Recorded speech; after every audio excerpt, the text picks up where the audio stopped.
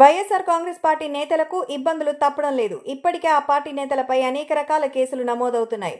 అరెస్ట్ల పర్వం కొనసాగుతోంది.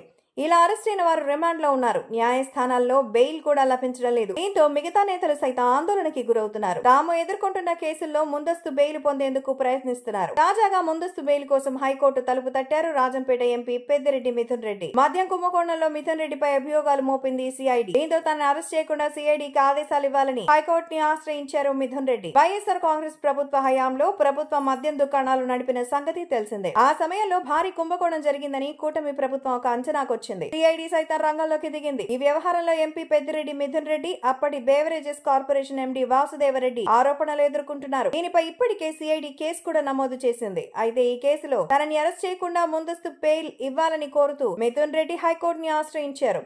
దీనిపై భిన్నంగా స్పందించింది AP high court. Mithun Reddy petition పై ఈ రోజు విచారణ చేపట్టింది హైకోర్టు. కీలక తీర్పు కూడా వెల్లడించింది. మిథున్ రెడ్డిని అరెస్ట్ నుంచి రక్షణ కల్పించలేమని తేల్చి చెప్పింది. ఈ మేరకు ఎంపీ మిథున్ రెడ్డి అభ్యర్థనను హైకోర్టు తోసిపుచ్చింది. ఈ మేరకు ఈ కేసుకి సంబంధించిన పూర్తి వివరాలు సమర్పించాలని సిఐడిని ఆదేశిస్తూ విచారణని సోమవారానికి వాయిదా వేసింది. దీంతో మిథున్ రెడ్డిని సిబిఐ అరెస్ట్ చేసేందుకు మార్గం సుగమమైనట్టే. అయితే ఎంపీ మిథున్ రెడ్డి ముందస్తు బెయిల్ కోసం సుప్రీంకోర్టును ఆశ్రయించే అవకాశం ఉంది. కూటమి ప్రభుత్వం అధికారంలోకి వచ్చిన తర్వాత చాలా మంది నేతలు సుప్రీంకోర్టుకు వెళ్లి ముందస్తు బెయిల్ తెచ్చుకున్నారు. ఇప్పుడు కూడా మిథున్ రెడ్డి అలానే చేస్తారని తెలుస్తోంది. వైఎస్ఆర్ కాంగ్రెస్ అధినేత జగన్మోహన్ రెడ్డికి అత్యంత విధేయ కుటుంబం పెద్దిరెడ్డి కుటుంబం. గత 5 ఏళ్లలో పెద్దిరెడ్డి కుటుంబం టీడీపీ నేతలను వేధించినట్టుగా ఆరోపణలున్నాయి. పైగా సీఎం చంద్రబాబును సొంత నియోజకవర్గం కుప్పంలో కూడా అడుగు పెట్టనీయకుండా చేశారు. సహజంగా ఈ పరిణామాలు వారికి మైనస్ గా మారాయి. ఇప్పటికే పెద్దిరెడ్డి రామచంద్రారెడ్డిపై అటవీ భూముల ఆక్రమణల కేసు నమోదైంది. ఆయన కుమారుడు మిథున్ రెడ్డిపై మద్యం కుంభకోణం కేసు నమోదు చేశారు. ఆయన అరెస్టు జరగకుండా ఉండేందుకు ముందస్తు బెయిల్ కోసం దరఖాస్తు